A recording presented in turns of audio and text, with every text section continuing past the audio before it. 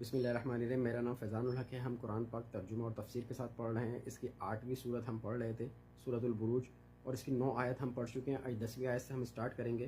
بسم اللہ الرحمن الرحیم۔ ان الذین فتنوا المؤمنین والمؤمنات ثم لم یتوبوا فلہم عذاب جہنم ولہم عذاب الحریق۔ یقیناً جن لوگوں نے ظلم و ستم توڑا مومن مردوں اور مومن عورتوں پر بھی، انہوں نے توبہ بھی نہیں کی، تو ان کے لیے ہوگا جہنم کا عذاب اور جلا ڈالنے والا عذاب۔ اگر ان میں سے کسی نے مرنے سے پہلے توبہ کر لی اور ایمان لے آئے تو اس کا یہ جرم معاف ہو سکتا ہے۔ ان الذین آمنوا وعملوا الصالحات لہم جنات تجری من تحتها الانہار ذلک الفوز الکبیر۔ یقیناً وہ لوگ جو ایمان لائے اور جنہوں نے نیک عمل کیے، ان کے لیے وہ باغات ہوں گے جن کے نیچے نہریں بہتی ہوں گی، یہ ہے اصل بڑی کامیابی۔ ان بطش ربک لشدید، یقیناً تیرے رب کی پکڑ بڑی سخت ہے۔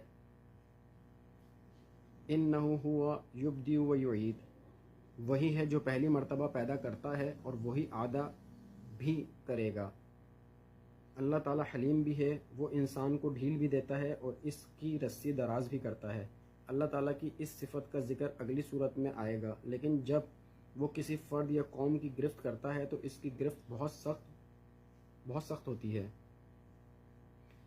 انہ ہوا یبدئ و یعید، اور وہ بخشنے والا بھی ہے، محبت کرنے والا بھی ہے۔ وہی ہے جو پہلی مرتبہ پیدا کرتا ہے اور وہی اعادہ بھی کرتا ہے۔ جب اس نے انسان کو پہلی مرتبہ پیدا کیا ہے تو دوسری مرتبہ وہ اسے پیدا کرنے پر بھلا کیوں کر قادر نہیں ہوگا۔ وَهُوَ الْغَفُورُ الْوَدُودُ، اور وہ بخشنے والا بھی ہے، محبت کرنے والا بھی ہے۔ ذو العرش المجید، عرش کا مالک ہے، بڑی شان والا ہے۔ فعال لما یرید، وہ جو ارادہ کر لے کر گزرنے والا ہے، ظاہر ہے اس کے ارادے کے آگے کوئی رکاوٹ نہیں ڈال سکتا۔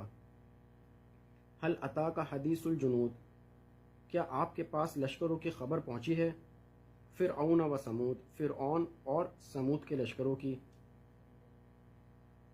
بل الذین کفروا فی تکذیب، لیکن یہ کافر جو ہیں یہ جھٹلانے ہی میں لگے رہیں گے۔ واللہ من ورائہم محیط، جبکہ اللہ ان کو گھیرے میں لیے ہوئے ہے۔ بل ہوا قرآن مجید، بلکہ یہ تو قرآن ہے بہت عزت والا۔ فی لوح محفوظ، لوح محفوظ میں نقش ہے، یعنی اصل قرآن مجید اللہ تعالیٰ کے پاس لوح محفوظ میں ہے۔ جس مقام کا ذکر یہاں لوح محفوظ کے نام سے ہوا ہے، سورہ زخرف